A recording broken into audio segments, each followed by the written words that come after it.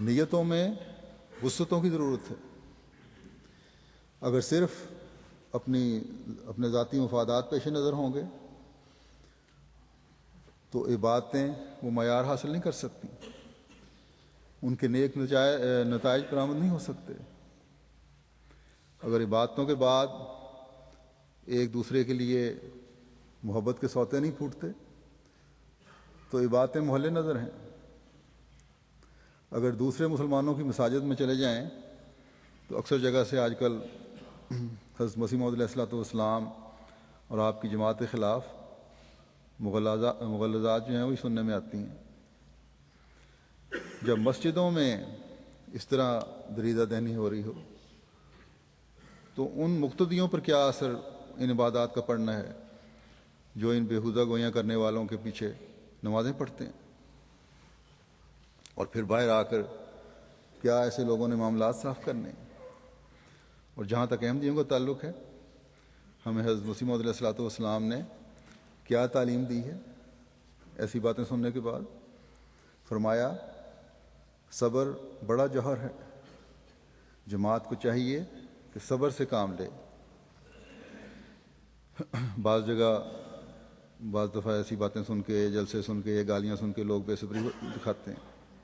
گزشتہ دنوں میں ہندوستان میں ہی واقعات ہوئے ہیں، وہاں بھی لوگوں نے بڑے بے صبری کے خط لکھے، یا اکا دکا کوئی احمدی دکھا بھی دیتا ہے۔ تو فرمایا کہ جماعت کو چاہیے کہ صبر سے کام لے اور مخالفین کی سختی پر سختی نہ کرے اور گالیوں کے عوض میں گالی نہ دے۔ اللہ تعالیٰ اس کی تائید کرتا ہے جو صبر سے کام لے۔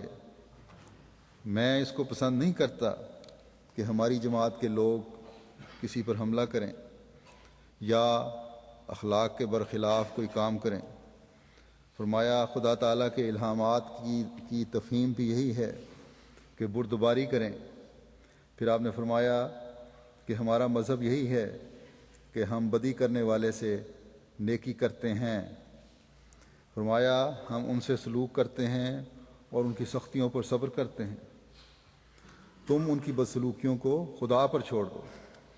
جب خدا پر چھوڑو گے تو خدا تعالیٰ کی طرف توجہ پیدا ہوگی، عبادت کرو گے اور پھر خدا انشاءاللہ مدد کو آئے گا۔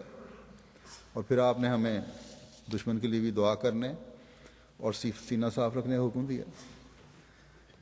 تو یہ چیزیں ہیں جو عبادتوں کے معیار قائم کرتے ہوئے اس کے اثرات اور نیک نتائج پیدا کرتی ہیں اور معاشرے کی ان خطوط کی طرف رہنمائی کرتی ہیں جو اسلامی تعلیم کے مطابق ہے۔ بس یہ چیز ہے جو ہر احمدی کو اپنے اندر پیدا کرنے کی کوشش کرنی چاہیے، ورنہ صرف حضرت مسیح موعود علیہ الصلوۃ والسلام کو قبول کر لینا، آپ کو مسیح موعود مان لینا تو کوئی فائدہ نہیں دے گا۔ بلندیوں کا حصول اس تعلیم پر عمل کرنے کی کوشش کی وجہ سے ہوگا جو حضرت مسیح موعود علیہ الصلوۃ والسلام نے ہمیں دی ہے، اس میں تو کوئی شک نہیں۔ اور ہر وہ شخص جو اپنے آپ کو مسلمان کہتا ہے وہ اس بات پہ یقین رکھتا ہے اور نماز کو ایک بنیادی رکن سمجھتا ہے۔ اللہ تعالیٰ نے بھی اس کی بار بار تاکید فرمائی ہے، اور آن حضرت صلی اللہ علیہ وسلم نے بھی۔ بلکہ ایک دفعہ ایک قوم مسلمان ہوئی اور اپنے کاروباری مصروفیات کی وجہ سے کا عذر کرتے ہوئے یہ درخواست کی کہ ہمیں نماز معاف کر دی جائے، تو آپ صلی اللہ علیہ وسلم نے فرمایا کہ یاد رکھو جس مذہب میں خدا تعالیٰ کی عبادت نہیں وہ مذہب ہی نہیں۔ تو یہ اہمیت تو ہے نماز کی، ایک عام مسلمان بھی جانتا ہے چاہے وہ نماز پڑھتا ہے یا نہیں پڑھتا۔ لیکن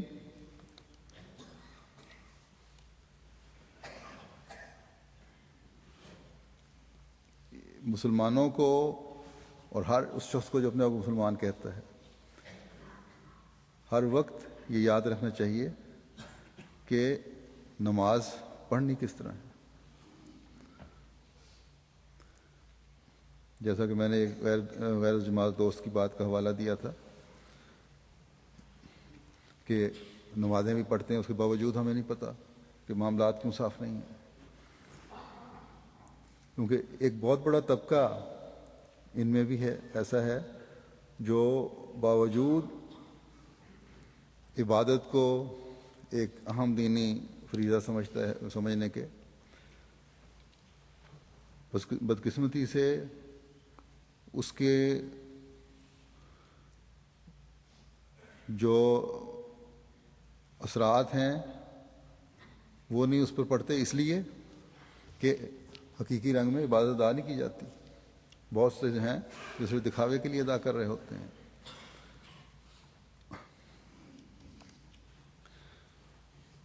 بعض ایسے ہیں جو کوشش کرتے ہیں کہ توجہ سے نماز ادا کریں، لیکن وہ بھی نمازوں کی روح اور اس کی گہرائی کو نہیں سمجھتے، کیونکہ جس روحانی چشمے کو اس زمانے میں خدا تعالیٰ نے یہ فہم و ادراک عطا کرنے کے لیے جاری فرمایا تھا، اس کے فیض سے ان کے نام نہاد علماء نے انتہائی خوفزدہ کر کے دور رکھا ہوا ہے۔ اور آج ہم احمدی خوش قسمت ہیں کہ اس زمانے کے اس روحانی چشمے سے فیض اٹھا رہے ہیں، جس کا منبع آپ کے آقا و مطاع حضرت محمد مصطفیٰ صلی اللہ علیہ وسلم ہے۔ اور اب دنیا کی روحانی حالت کی تبدیلی اور اللہ تعالیٰ کی آخری شریعت کے قیام کے لیے اللہ تعالیٰ نے آپ علیہ السلام کو ہی چنا ہے۔ حضرت مسیح موعود علیہ الصلوۃ والسلام نے عبادتوں کے معیار حاصل کرنے کے لیے کس طرح رہنمائی فرمائی ہے اور ہم سے کیا چاہتے ہیں، وہ چند باتیں میں آپ کے سامنے رکھتا ہوں۔ آپ ایک جگہ فرماتے ہیں، بعض لوگ مسجدوں میں بھی جاتے ہیں، نمازیں بھی پڑھتے ہیں اور دوسرے ارکان اسلام بھی بجا لاتے ہیں، مگر خدا تعالیٰ کی مدد اور نصرت ان کے شامل حال نہیں ہوتی، اور ان کے اخلاق اور عادات میں کوئی نمایاں تبدیلی دکھائی نہیں دیتی، جس سے معلوم ہوتا ہے کہ ان کی باتیں بھی رسمی باتیں ہیں، کیونکہ احکام الہی کا بجا لانا تو ایک بیج کی طرح ہوتا ہے جس کا اثر روح اور وجود دونوں پر پڑتا ہے۔ ایک شخص جو کھیت کی آبپاشی کرتا ہے اور بڑی محنت سے اس میں بیج بوتا ہے، اگر 1-2 ماہ تک اس میں انگوری نہ نکلے، یعنی اس کی سبزی نہ نکلے، تو ماننا پڑتا ہے کہ بیج خراب ہے۔ یہی حال عبادت کا ہے۔